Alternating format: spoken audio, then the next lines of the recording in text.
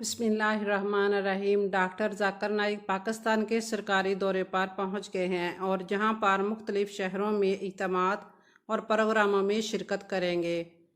Doctor Zakir Naik Karachi, Islamabad और लाहौर में 5 अक्टूबर से 20 अक्टूबर तक मुख्तलिफ दिनों में इज्तिमात से खिताब करेंगे, जिसकी तमाम तर तैयारियाँ मुकम्मल कर ली गई हैं। और इन इज्तिमात से डॉक्टर जाकिर नाइक के बेटे शेख फरक नाइक भी खिताब करेंगे। पाकिस्तान इस वक्त बहरानों का शिकार है और शायद इनकी तकारीर से लोगों में सब्र और बर्दाश्त का मादा पैदा हो और इन्हें मालूम हो कि दीन पर अमल करने से दुनियावी मामलात भी बेहतर हो सकते हैं। डॉक्टर जाकिर नाइक इससे पहले भी पाकिस्तान आ चुके हैं, लेकिन पाकिस्तान का 1991 का दौरा इनकी ज़िंदगी में एक अहम टर्निंग पॉइंट साबित हुआ।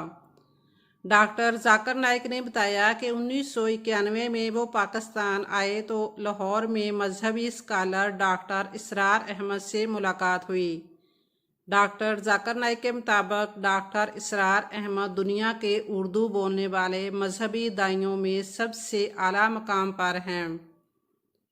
डॉक्टर जाकिर नाइक बताते हैं कि डॉक्टर इसरार अहमद से मैंने पूछा कि मेरा MBBS मुकम्मल हो गया है और अब मैं प्रैक्टिस करूंगा और साथ साथ दावत का काम भी करूंगा। डॉक्टर जाकिर नाइक के मुताबिक डॉक्टर इसरार अहमद ने मुझे बताया कि आपको मेडिकल और दाई बनने में से एक रास्ता इख्तियार करना होगा, क्योंकि दोनों एक साथ आप नहीं कर सकते। डॉक्टर इसरार खुद भी मेडिकल डॉक्टर थे। इंडिया वापसी पर मैंने सोचना शुरू किया और वालिद साहब से मशवरा लिया कि मैं 2 घंटे दावत और बाकी 5 वक़्त मेडिकल प्रैक्टिस का सोच रहा हूँ, जिस पर वालिद ने कोई एतराज़ नहीं किया। डॉक्टर जाकिर नाइक ने वालिद से माहाना 5000 इंडियन रुपये और एक छोटा सा कमरा लेने की दरख्वास्त की। यूँ इसी कमरे में उन्होंने इस्लामिक रिसर्च फाउंडेशन की बुनियाद रखी। इसके बाद डॉक्टर जाकिर नाइक ने वालिद से कहा कि अब मैं 50% मेडिकल और बाकी घंटे दावत को दूंगा, और इस पर भी वालिद ने कोई एतराज़ नहीं किया। कुछ अरसे बाद उन्होंने अपने वालिद को बताया कि अब मैं मुकम्मल वक़्त दावत को दूंगा, और वालिद खुशी खुशी मान भी गए। यूँ डॉक्टर इसरार अहमद के मशवरे पर डॉक्टर जाकिर नाइक ने मेडिकल लाइन छोड़कर दावत के काम पर तवज्जो दी और इसके बाद इंडिया समेत मुख्तलिफ ममालिक में मजहबी लेक्चर्स देते रहे। डॉक्टर जाकिर नाइक इंडिया की रियासत महाराष्ट्र के शहर मुंबई में 1965 में पैदा हुए थे। डॉक्टर जाकिर नाइक अपनी हलकलाहट के हवाले से बताते हैं कि जब वो स्कूल में थे तो वहाँ पर उनके निसाब में पब्लिक स्पीकिंग का एक मजमून था। इस मजमून में डॉक्टर जाकिर नाइक के मुताबिक असातिज़ा मुझ पर तरस खाकर ग्रेड देते और मुझे पास करते रहे, क्योंकि मेरी ज़ुबान में लुकनत थी और मैं दुरुस्त तरीके से नहीं बोल सकता था।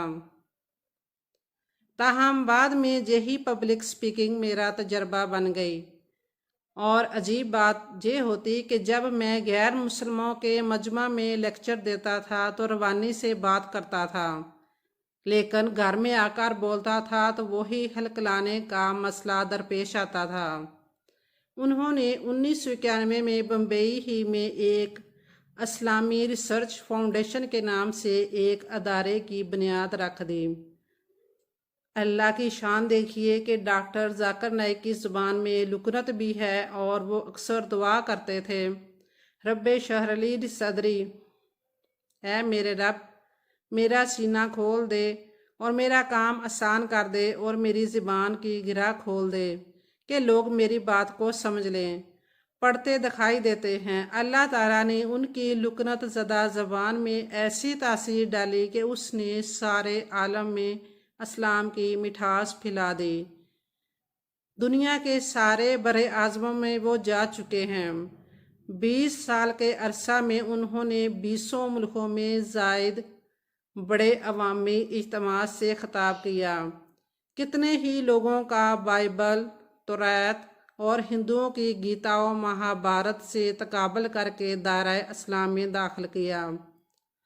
ڈاکٹر ذاکر نائک نے ہائی اسکول بمبئی کے سینٹ پیٹر ہائی اسکول سے ابتدائی تعلیم حاصل کرنے کے بعد کالج مکمل کیا اور جواہر لال نہرو میڈیکل کالج میں میڈیکل میں داخلہ لیا۔ 2 سال پڑھنے کے بعد نیشنل ٹوپی والا میڈیکل کالج مائیگریشن کیا اور وہاں سے MBBS کی ڈگری مکمل کی اور انٹرنشپ شروع کی۔ کچھ عرصہ بعد ڈاکٹر ذاکر جنوبی افریقہ گئے، جہاں پر جوانی میں پہلی مرتبہ بین الاقوامی سطح پر ایک مسجد میں مجمع سے خطاب کیا اور لیکچر دیا۔ ڈاکٹر ذاکر نائک نے اپنی فاؤنڈیشن بنانے سے 2007 تک خوب محنت کی اور مختلف فارمز اور مختلف ممالک میں مذہبی اسکالر اور محقق کی حیثیت سے اجتماعات سے خطاب کیا۔